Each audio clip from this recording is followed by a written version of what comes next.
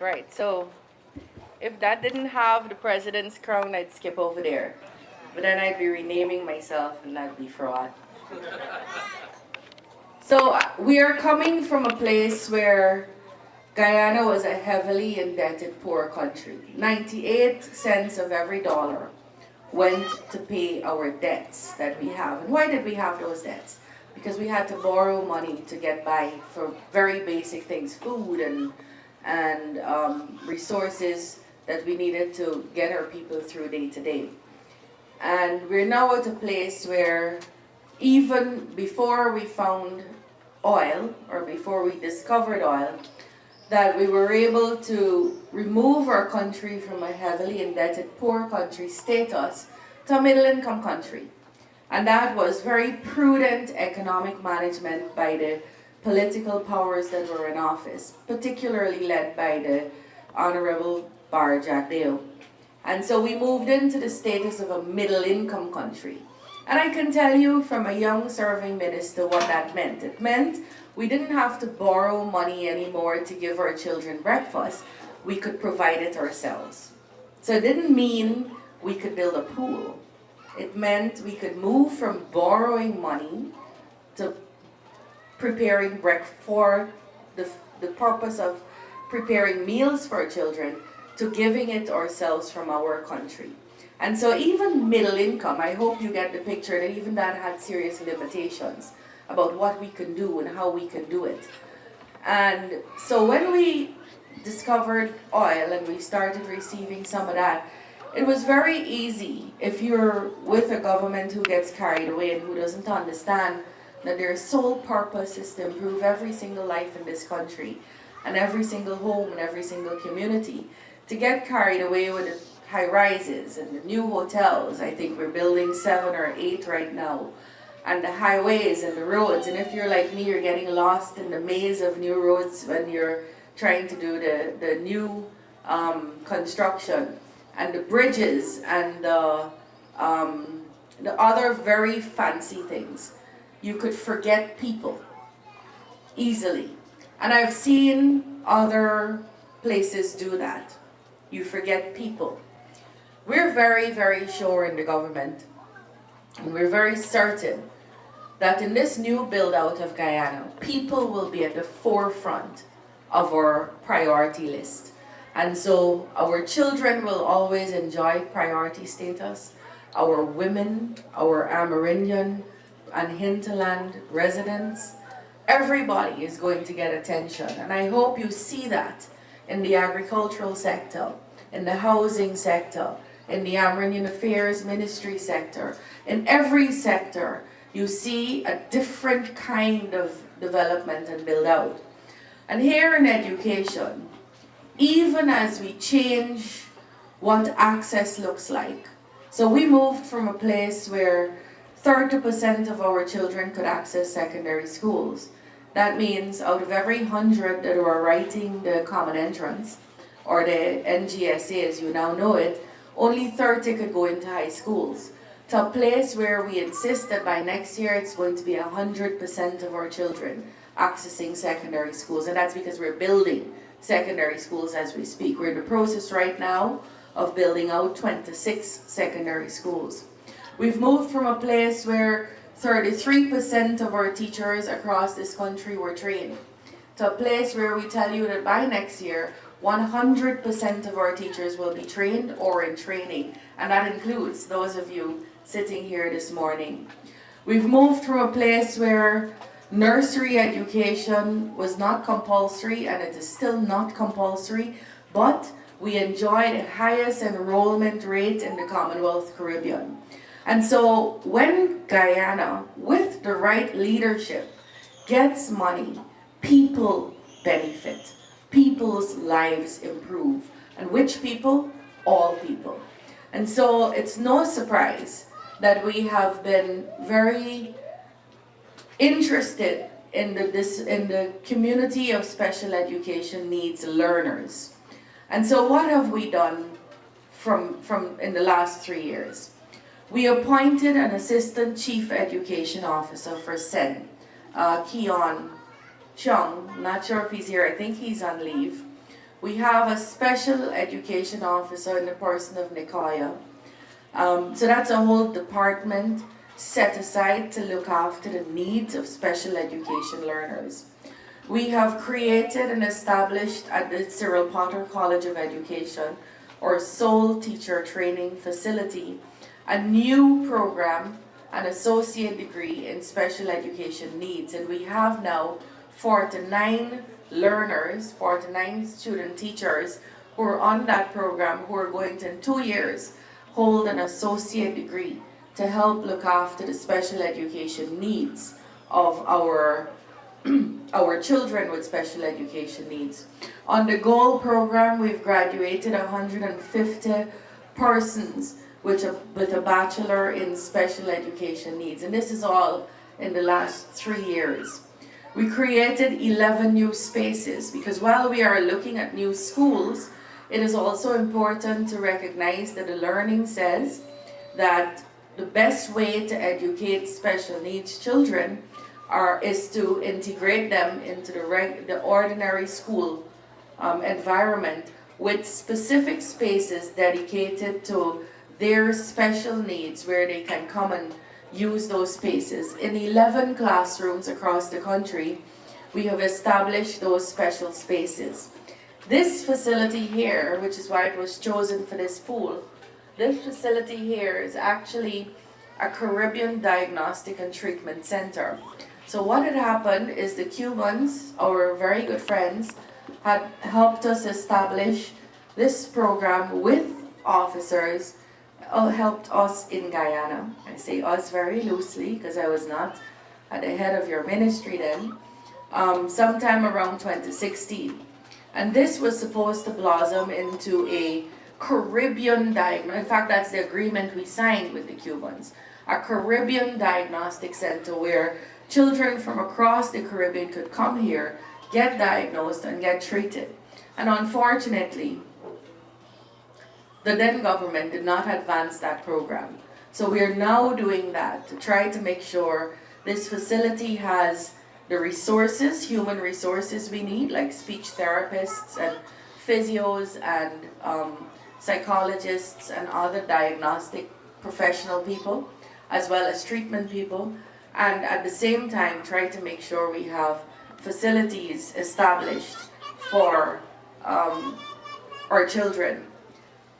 And so we are not going to leave any community behind in this new Guyana we're building out. All of these children will have opportunities in their regions, in their fields, when they become adults. And that is our aim, to make sure everyone leaving our system is productive and can look after themselves. Now this brings me to Teddy Mohammed. Oh, I forgot Kivon said she was interpreting, so I needed to go slowly. Am I going slowly enough? Yes, but that's because you're very good, so I don't think I need to go slowly. Teddy Mohammed said to you that he's been here since 1976, the year I was actually born. And he showed you a dollar bill, which I myself do not have, and I'm sure many of you here don't have. And he's been here in the business of doing and providing textbooks to our children in partnership with the government.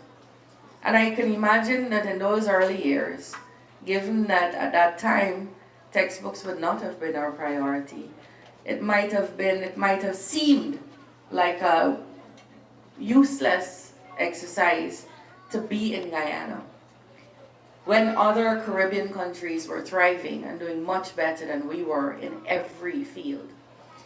But he stuck it out, apparently, because he's here now, and he's still serving us regarding textbooks.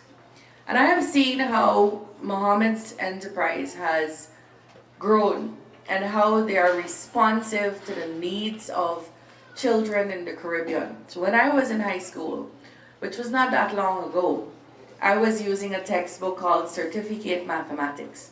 And I thought it was fantastic. In fact, I taught myself mathematics from that book. We're now using, not only here in Guyana, but across the Caribbean, Mohammed's Bookstore production, CEP. What's CEP? Caribbean Educational Publishers, I think. That is written by one Tulsi, who is also Guyanese, by the way. But it belongs to the Mohammed Bookstore company because they are the publishers. And I've seen how subject after subject they have responded to the rising needs of students in the region. So it was okay. I mean, when we're using an agricultural science book from England, it's really not very relevant to the agricultural science that has to be done in the Caribbean. We have very different temperatures, we have very different weather patterns, we have very different produce. We plant different things. We look at different things. We pluck chicken differently. We kill chickens differently. And so I've seen that responsiveness from this company, and I want to commend you for it. Because for me, while it is that you are earning from it, I see a desire to serve in that responsiveness, to make sure our children can use these resources to be all they can be. Because the truth is, if we didn't have these companies rising up and doing this kind of work, we would be stuck with the foreign books that were not as relevant to our children simply because we didn't have more. And so we have been trying locally to give Teddy a run for his money by writing some of our own books so that we could reproduce them as many times as we want at the cheapest cost, the least expensive cost. People don't like the word cheap. But we haven't been able to keep up. And so it isn't only the textbooks that he's done. Teddy has repeatedly and consistently, and I have to say Teddy and Deanne, because I believe she could have stopped it if she wanted to, have repeatedly and consistently contributed to the growth of our children. Last year, each primary school child who was writing NGSA received a package from the Mohammed's Bookstore with pencils and sharpeners and rulers and erasers and in a pencil case. And that sounds small, but if you're going to school to write an exam without those resources, it's everything in your life. So to get something like that from Mohammed's was a big deal for us across the country. And this year, yesterday, Mr. Mohammed told me that we are going to also receive this year a very similar package. So when Teddy came to us and he said he wanted to do something more than the pencil case package and the free books that we get along with the books that we buy, and what it is we could do, we thought, and then he said he had this disabled child who was blind but was excellent in the pool. We thought this was a great match for us to, in this compound, at this facility, set up a pool with funding from Mohammed that our children could use. But even then, I couldn't envision what it meant. I thought it's a great thing. We'll have a pool. It'll make for a nice visual, and it's going to serve our children. Then I spoke to our coaches who are and have been coaching children in this pool. And I remember speaking to one girl, one coach in particular, Tatiana. And she said, you know, even if these children never learn to swim, you have to see, Priya, what it does to them when they go into the pool, feel confident, get that measure of calmness. And she said parents are bringing their children to be able to enjoy this. And so for her, it's not even whether they will leave the pool swimming, but what it does for them when they are in the pool. And that has inspired us. This one gesture from Teddy and Deanne has inspired us to do this in Region 3, to do it in Region 5. And then of course when you're doing things like to do it in Region 10, when you're doing things like this, you have to make sure there are lifeguards and there are personnel. So if we're going to do a swimming pool for disabled children, then we have to make sure we have a training pool where we can train lifeguards. And I'm just showing you how these things develop. So we are currently looking, and that's why the Allied Arts head is here. He probably wants to hear me commit to it. We're currently looking at building a pool for Allied Arts where they can train lifeguards, and other persons, not only for the pools that we look to build for our disabled community, but also for the hotels that are coming on board, also for the other resources that will be needed once we have those kinds of resources in the country. So today it gives me, I just was reminded also by James. James is deaf, and he's there in the yellow t-shirt, who sent me a picture of me looking very different. That would be me a long time ago, where we were looking at building a deaf school. And today, Sabine is not here, but she has been pushing for this for a long time. Today we commit also to building a school for the deaf with all of the acoustics and resources that that school needs. So we have to get about finding the land, Shani, for that. And so I want you to see, Teddy and Deanne, how a small act by you could propel so much more thereafter by just inspiring us to take a different look at how we're doing this and what we're doing. And so a lot of what will come that you might not even see will come because of your inspiration here, and we thank you. And I say that I believe I speak for all of us here when we say, may God bless you and your generations richly with all that you have given to us. So this morning it gives me great pleasure.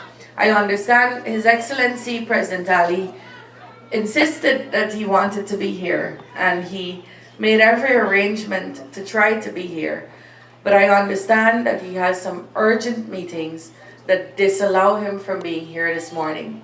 He has asked me to convey to you our commitment, our long-standing commitment that has been invigorated by new resources and inspired by new gestures like these, that your community, the special education needs community, will never be left behind in this country. And you have our commitment and our word on that. It gives me great pleasure this morning to commission the Edward Mohammed swimming pool, contributed and donated by Mohammed's Bookstore Limited of Trinidad and Tobago. I thank you, and God bless you all.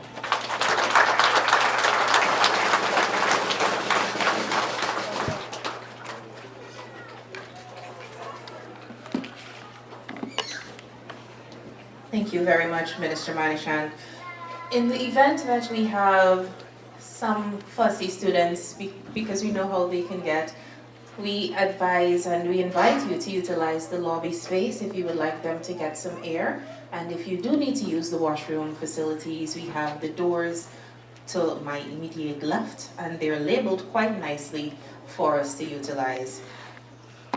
Moving along to our final item in the program this morning, we have some learners from the Unit of the Blind, and they will be coming to recite a poem. Let us welcome the learners.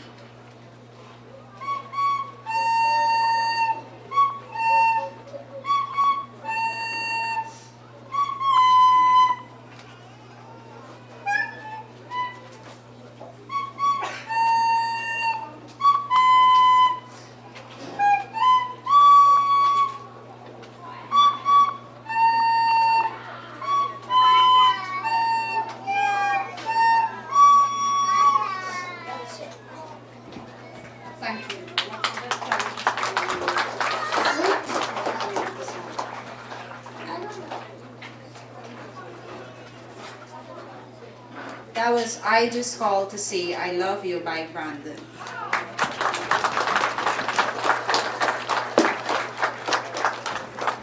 Thank you very much, Brandon. A job well done. We have come to the end of our program this morning.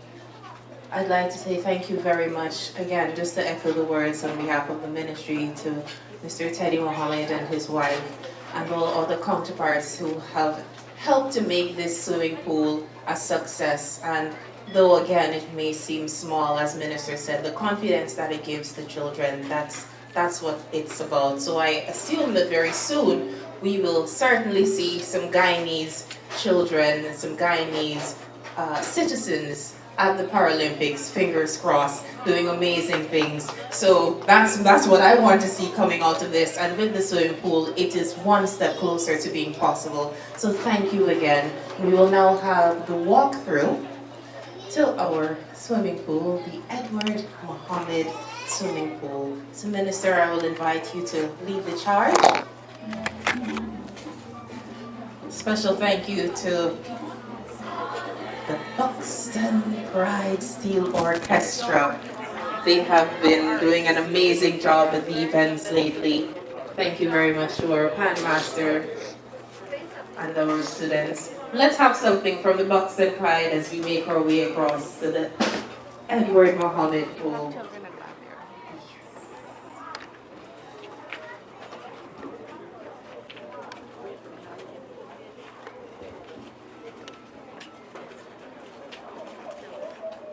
We do have some learners.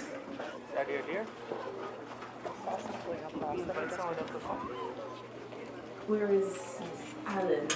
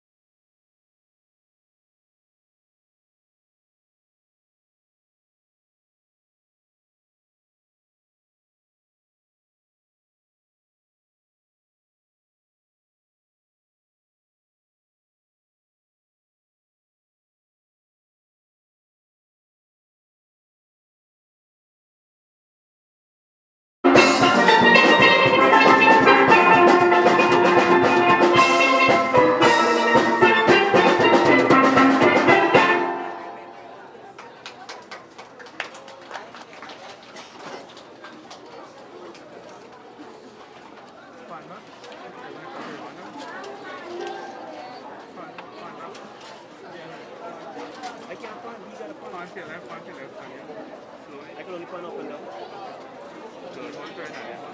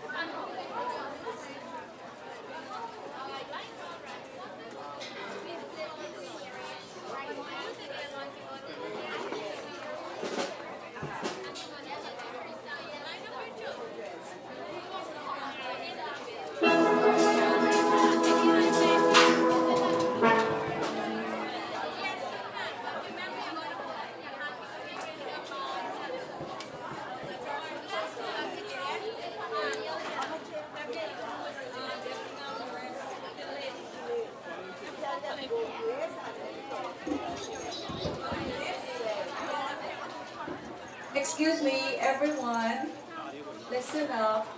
We do have lunch provided for every single individual here. But the way you will be getting this, you have to line up.